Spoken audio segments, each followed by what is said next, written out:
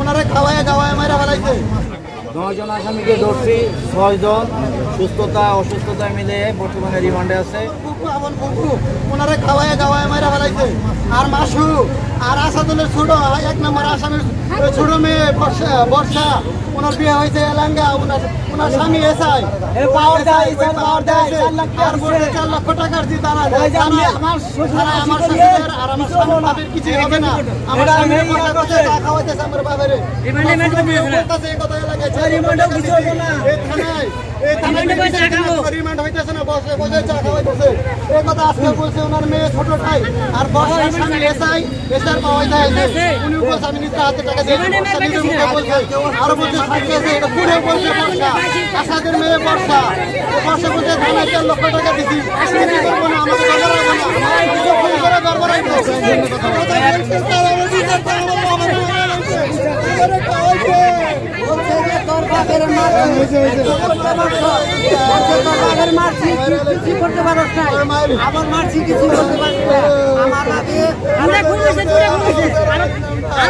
অসুস্থ 9 জন আসামিকে জানেন না, 9 জন আসামিকে ধরছি, 6 জন সুস্থতা অসুস্থতা মিলে বর্তমানে রিমান্ডে আছে।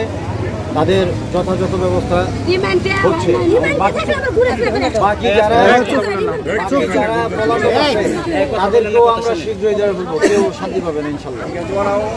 আপনারা কিন্তু আপনাদের প্রতি আমার যেটা পরামর্শ এবং অনুরোধ, আপনারা এরপরে আর দ্বিতীয় কোনো পরিস্থিতি এইরকম ঘটনার উদ্ভব নিচে নামান বজায় রাখবেন নিজেদের মধ্যে। এরা যেন শাস্তি পায়। সাক্ষ্য প্রমাণের ভিত্তিতে আমরা সাক্ষ্য প্রমাণ সংগ্রহ করার চেষ্টা আছে, অব্যাহত আছে, উপস্থাপন করা হবে। আপনারা দিনে দুপুরের ঘটনা আপনারা নিজেরাই সাক্ষ্য দিবেন ঠিকঠাক মতো, আদালত শাস্তি দিবে ইনশাল্লাহ। ঠিক আছে।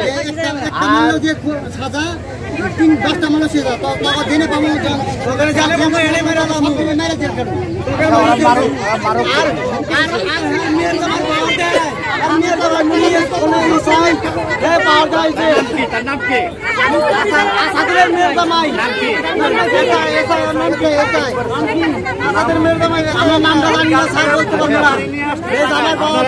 আপনারা শুধু আমরা আপনাদের সহযোগিতায় 100% প্রয়োজনের জীবন দিয়ে দিব এবং যত ধরনের প্রযুক্তি আছে সব ব্যবহার করে যারা পলাতক আছে প্রত্যেককে অ্যারেস্ট করার ঠিক আছে।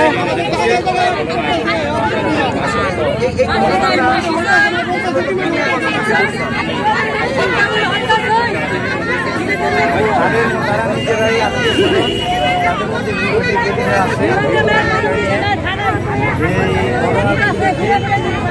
নামে ওই যে মারা গেছে স্বামীর সাথে নামে ওই তর্ক বিতর্ক হচ্ছে সেইটার সূত্রপাত করে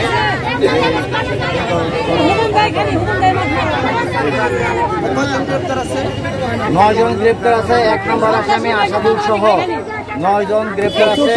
6 জন আদালতে উপস্থাপন করা হয়েছে।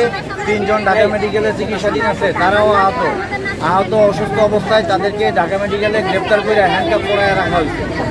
ঠিক আছে। আসাদুল সহ বাকি 6 জন রিমান্ডে আছে। রিমান্ড শেষে আদালতে উপস্থাপন করবে। ঠিক আছে।